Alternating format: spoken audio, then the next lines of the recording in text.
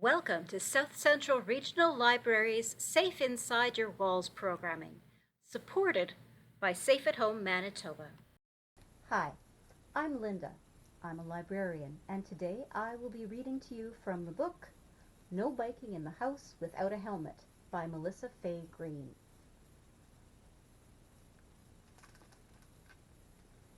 This is my 21st year in elementary school.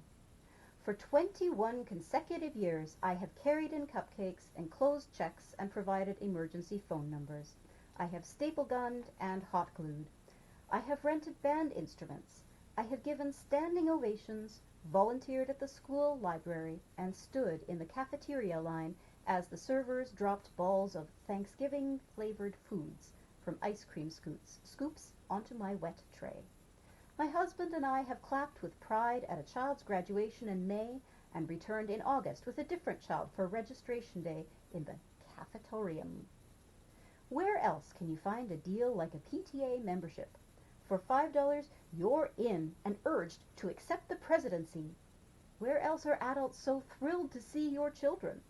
Did you have a great summer? Cry the beaming teachers, and your child shyly leans into your side and confesses that yes, it was a great one. The friends with whom we raised our oldest three, now in their 20s, are enjoying their empty nest years. They have warm memories of long ago kindergartners dressed as puppies, swinging their arms and dancing on stage in winter musicals.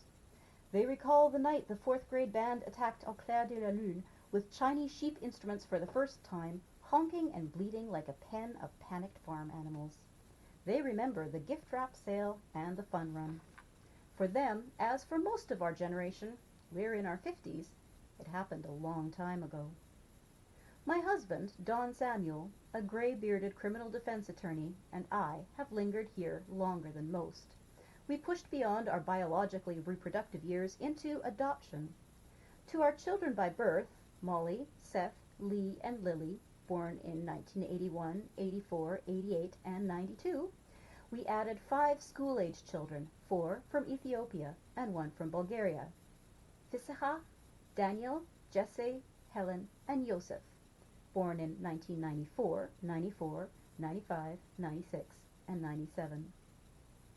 While the parents our age have graduated, Donnie and I, like big, dim-witted students of yore who hunched over small desks at the rear of the classroom, have been held back, forced to repeat grades with people a lot younger. There is a gravitational pull around a grade school in autumn. Donnie and I have not yet broken free of the annual rotation. Like outmoded satellites, we still circle, rattling in close again each rusty fall. For us, the annual fundraising gift wrap sale is going on right now. The fun run is coming up, and last night I fitted Yosef in my satin quilted vest and my widest belt to make him into a courtier for the school musical Cinderella. All this lends a knowledgeable perspective. For example, I can state with some confidence that the school musicals repeat once every 5 years, because this is our 4th Cinderella, and only one of our 9 children ever got a speaking part. Donnie's courtroom skills and constitutional knowledge have earned wide respect among judges and attorneys.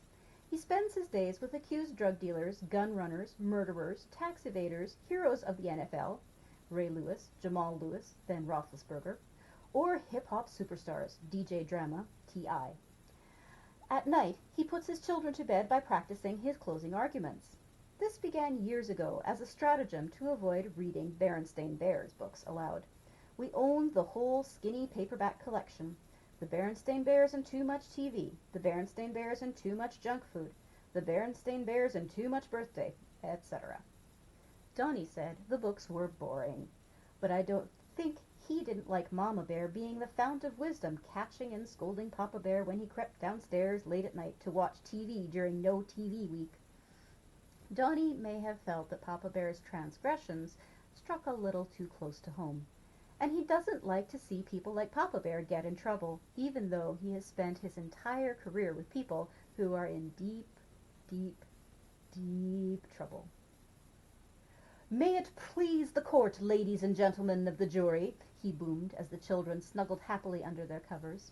Seth on the top bunk got knocked out instantly, but Molly, on the bottom bunk, tried to hang on, sucking the middle fingers of her right hand and watching wide-eyed as Daddy patiently explained the action of the accused arsonist, drug dealer, or kidnapper.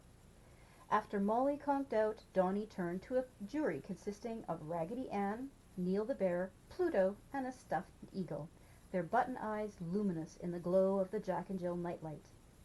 A pleading note entered the counselor's voice when Raggedy Ann, clearly the jury foreman, refused to make eye contact, always a negative indicator of the jury's state of mind toward the defense.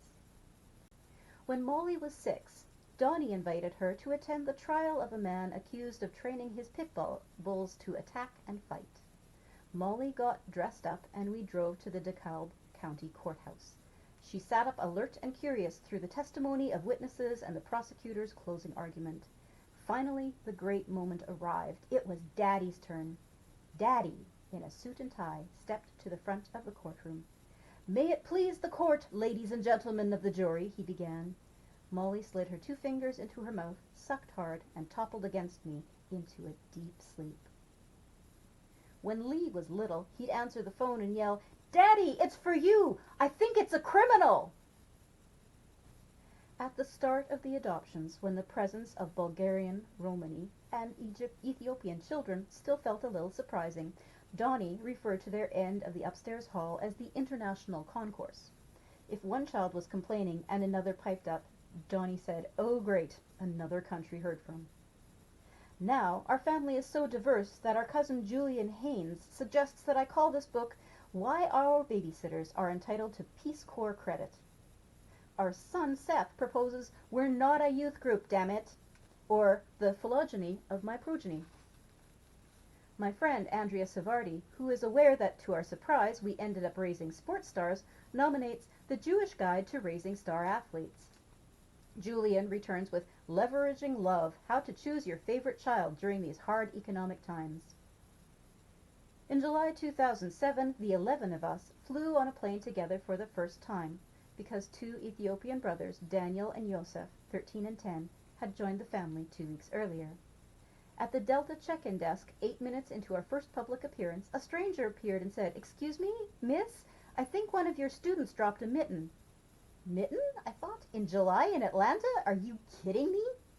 Later it hit me. One of your students.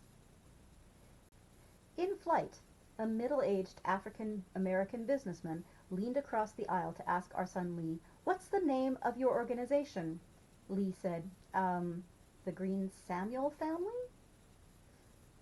Disembarking from the plane, the businessman tapped Donnie on the shoulder and said, "I'd like to shake your hand." At baggage claim in Santa Fe, a frail, elderly white couple from our flight made their way toward me on walkers. "May we ask you a question?" said the old woman in a quavering voice. "Are you a scout leader? Because we were always very involved in scouting." I'm raising 2 generations of children. With mothers my own age, I breastfed my babies and wore them in inward-facing pouched slings. They slept in the family bed and played with hand-woven dolls made of 100% organic Egyptian cotton and with smooth, colorless wooden blocks that left everything to the imagination. Now, in the vineyards of parenting with mothers and fathers 10 or 20 years younger, I note that 3-year-olds are entitled to computer time and 2nd graders need cell phones. Then we spoke of attachment parenting in warm tones of praise, with subscriptions to Mothering magazine and memberships in La Leche League. Now people blog or Twitter about helicopter parenting with sarcasm. Over 3 decades with 9 children, Donnie and I have covered most of the milestones of child rearing, including quite a few we would have preferred to skip. Some lessons we mastered in the 1980s and 90s have stood us in good stead. Others have grown more complicated. 16-year-old Lily was horrified, scandalized, when I joined Facebook. She had to shriek, "Mother, are you kidding me? Don't even think about friending me." She had to get on her cell phone and wail the news to all her friends. She had to get on her Facebook page and type madly away, fingers flying, about this violation of social networking cyberspace by the elderly. I agreed with her. I hadn't wanted to join, but friends said it was a good way to keep up with one's children. Stung, I said. I didn't even want to be your Facebook friend. When Molly, Seth, and Lee were teenagers, there was no Facebook.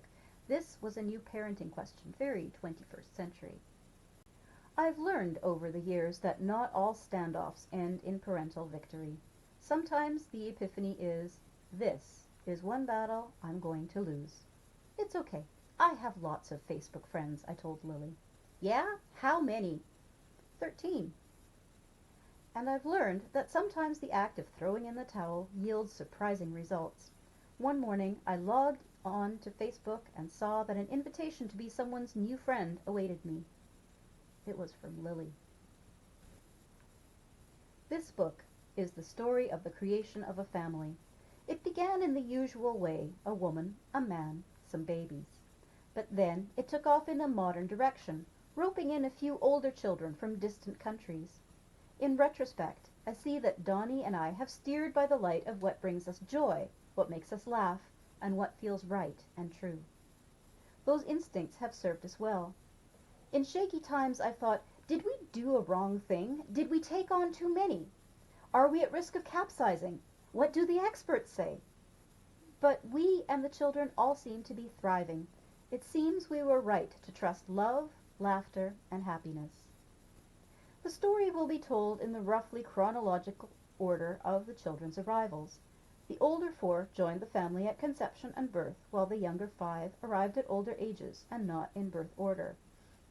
Jessie at 4½ in 1999, Helen, a year younger than Jessie, at 5½ in 2002, Visaha, a year older than Jessie, at age 10 in 2004, Daniel and Yosef, a year older and 2 years younger than Jessie, at 13 and 10 in 2007. This book is about the joy of living with these children, learning to ride the wake of wrong turns, near collisions, stalls, rivalries, and self-doubts without despairing or ever giving up on a child. And about the thrill of hanging on for the ride when first one, then another happens upon the spark of something great that may give shape and meaning to the rest of his or her life.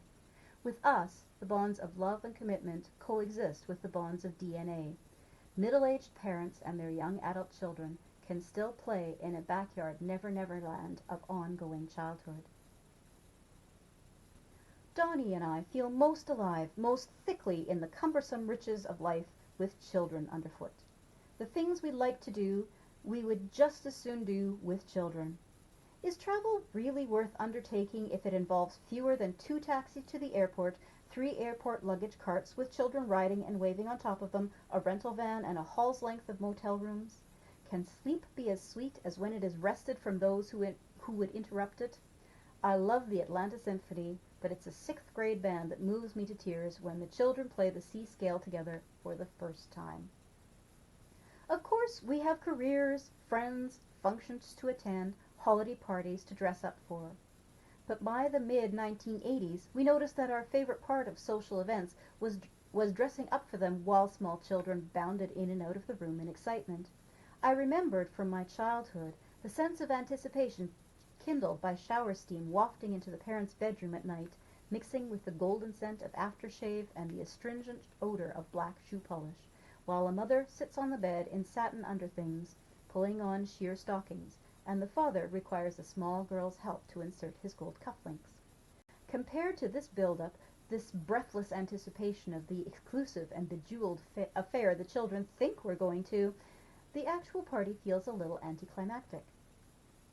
When we reach our destination at the summit of the long brick walkway across an expensively manicured green lawn, and the massive door opens to us and we're swept into the champagne-colored candlelit rooms, no one gasps, "You both look so beautiful!" We circulate, chuckle with friends, nibble canapes, remember a funny thing that happened years ago, and return home before the children are all asleep, so we can be greeted like celebrities returning from a successful foreign tour.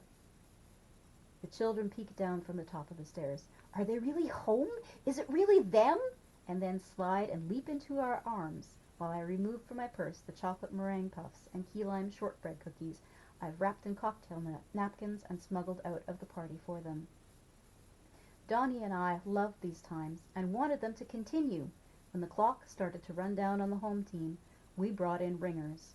We figured out how to stay in the game. And that is the introduction to No Biking in the House Without a Helmet by Melissa Fay Green. If you want to know more, you'll have to read the book. Thank you for joining us for this Safe at Home Manitoba production. Stay safe inside your walls.